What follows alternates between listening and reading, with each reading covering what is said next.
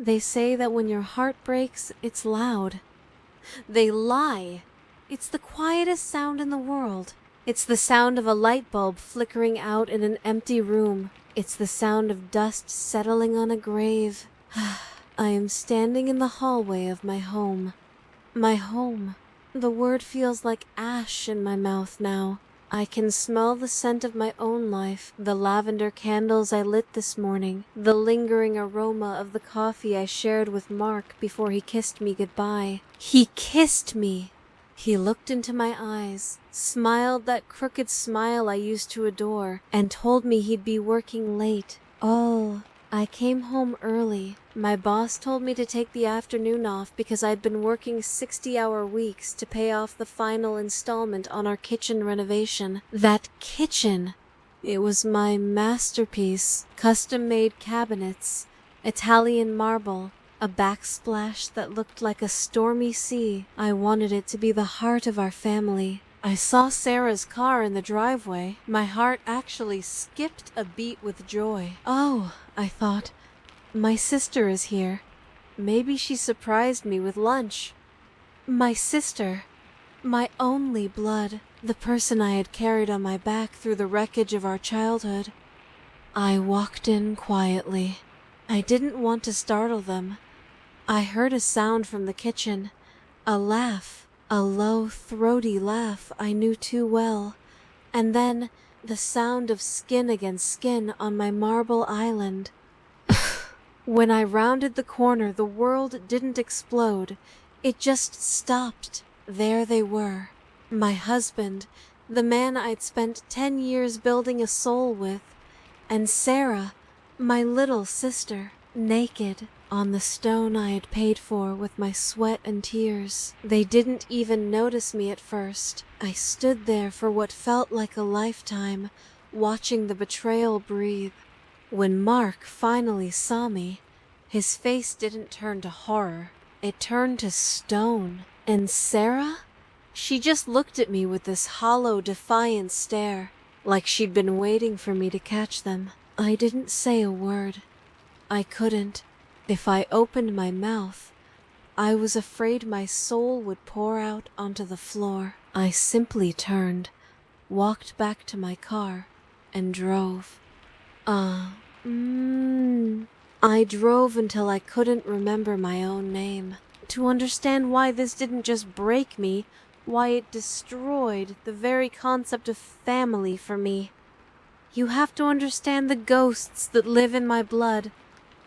My mother wasn't a mother. She was a hurricane of bitterness.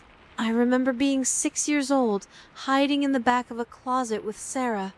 I could hear her in the kitchen, not at my father, he was never there, but at the world. She would throw plates, she would smash things just to hear the sound of something breaking. "You're just like me," she used to hiss at me while she gripped my arm so hard it left bruises. "You're a burden, a mistake.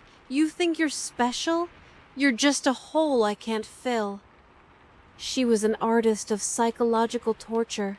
She would tell me that I was ugly, that I was stupid, that no man would ever want me for more than a night. And when my father cheated, and he cheated constantly, she didn't blame him. She blamed me. She told me it was my fault the house was unhappy. She told me if I were a better daughter, he would stay. I became Sarah's shield. I was the one who took the blows. I was the one who stayed up all night cleaning the kitchen so Mom wouldn't have an excuse to scream in the morning. I raised my sister.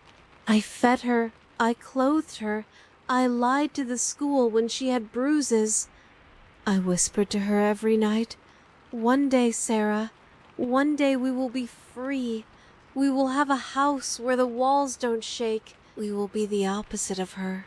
I thought I had saved her. I thought I had scrubbed the mother out of her. I worked 3 jobs to put her through college. I let her live with us when she couldn't pay rent. I treated her like a goddess because she was the only piece of my past that didn't smell like rot. How foolish I was. You can't scrub out the blood. You can only paint over it.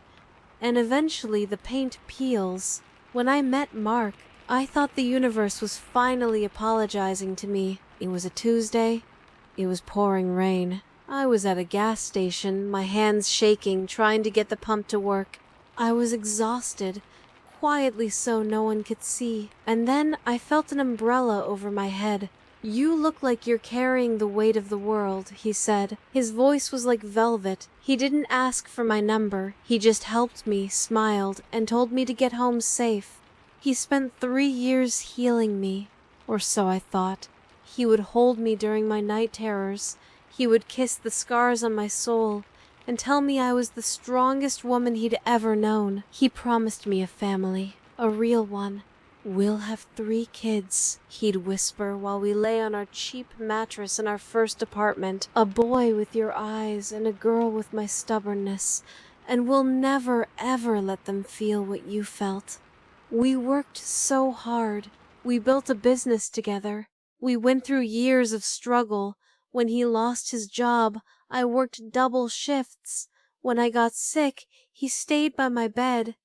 We were a team, or I was the engine and he was the passenger, and I was too blinded by love to see it. We planned the children. We'd started decorating the nursery. We had a list of names on the fridge. Every morning I'd look at that list and think, I did it.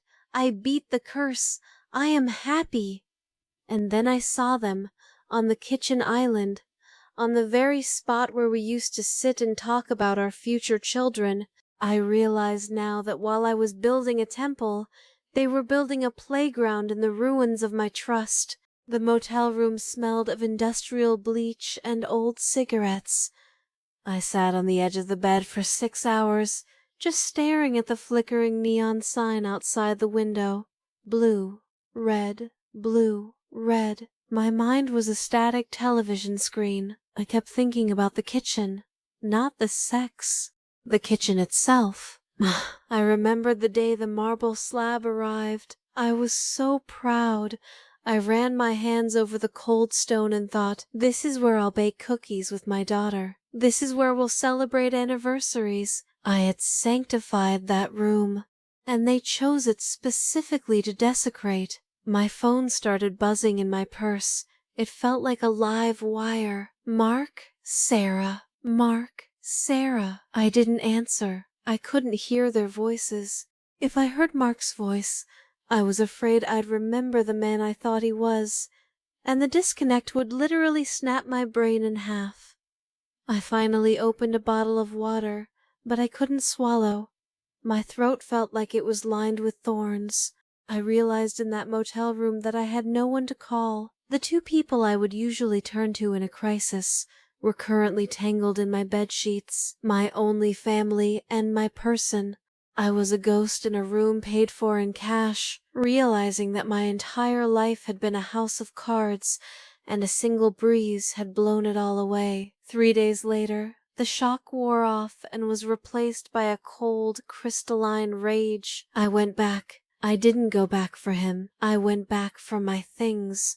When I walked through the door, the house felt different. It felt like a crime scene. Mark was sitting at the dining table, his head in his hands. He looked up, and for a second I saw that sad puppy look that used to make me melt. But this time I only felt disgust. "I'm so sorry," he whispered. "It wasn't supposed to happen.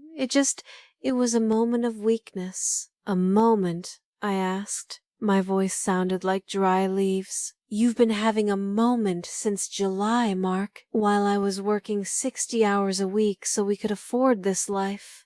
While I was dreaming about naming our kids." He started to real tears, but I didn't feel anything. I felt like a statue. Then Sarah walked out of our bedroom. My bedroom. She was wearing my favorite silk robe, the one Mark gave me for my birthday. "Don't be a drama queen," she said. Her voice was flat, echoing our mother's tone so perfectly it sent a chill down my spine. "You were never home. You cared more about your career and this stupid house than him. I just gave him what he needed." Ooh, that was the moment the last string of my sisterhood snapped. I didn't slap her. I didn't scream. I just looked at her and saw the monster she had become. She wasn't my little sister anymore. She was a parasite that had finally finished eating its host. "The house is mine," Mark said, his voice turning defensive. "My parents paid the down payment. You have to leave." I looked at the kitchen. "My kitchen. Keep the house, Mark. Keep the walls. But I am taking the soul of this place. You'll pay me for every cent of the renovation, or I will stay here and make your life a living hell until the bank takes it." Just when I thought it couldn't get worse, my phone rang, a number I hadn't seen in 7 years. I answered it. "Hello? I heard you're finally seeing the truth," the voice said. It was my mother. She sounded smug, victorious. "Ugh, I told you, didn't I? I told you that you weren't special." Sarah called me. She told me everything.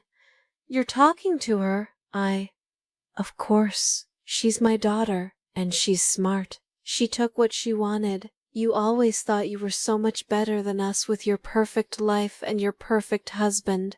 How does it feel to be at the bottom with the rest of us?" She laughed. It was a dry, rattling sound. "You tried to take her away from me. You tried to pretend we didn't exist, but blood always finds its way back to the mud. You're alone now, just like you deserve." I hung up.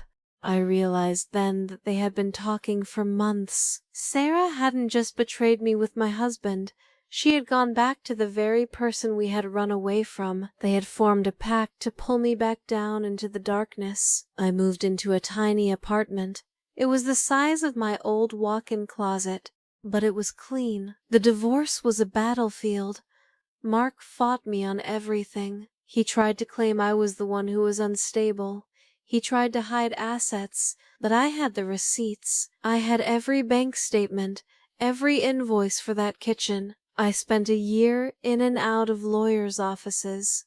There were nights when I sat on the floor of my new, empty living room, and just until I couldn't see, I mourned the children we never had. I mourned the names, Leo and Ellie, that would never be called out across a garden. I mourned the woman I was when I believed in him.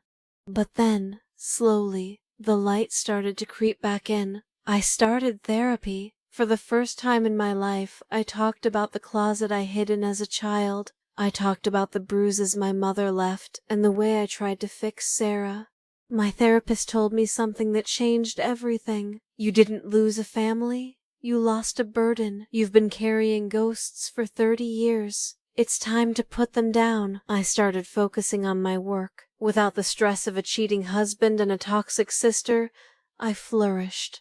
I got promoted twice. I saved money, and I started to realize that the silence in my new apartment wasn't lonely. It was peaceful.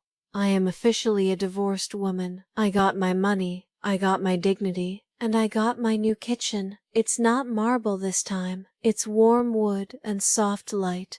It's a place where I actually cook for people I love. I heard about them, Mark and Sarah. It turns out that when you build a relationship on a foundation of betrayal, it doesn't hold up well. Mark's parents stopped helping him when they found out he was with my sister. Sarah lost her job. They fight constantly. Neighbors say you can hear them screaming through the walls. They are living in the exact hell our parents lived in. They are each other's punishment. And me? I'm sitting here with a man named Alex. He doesn't look like a hero from a movie. He's just a kind man who listens more than he talks. We're sitting on my new kitchen counter, drinking wine and laughing about a movie we just saw. I look at my hands. They aren't shaking anymore. I used to think my life was over that day I walked in early. I thought my heart was a mirror that had been smashed into a million pieces. But I was wrong. My life didn't end. The lie ended. I am the daughter of a monster. I am the sister of a traitor. I am the ex-wife of a coward. But more than all of that, I am free. And the view from here is beautiful.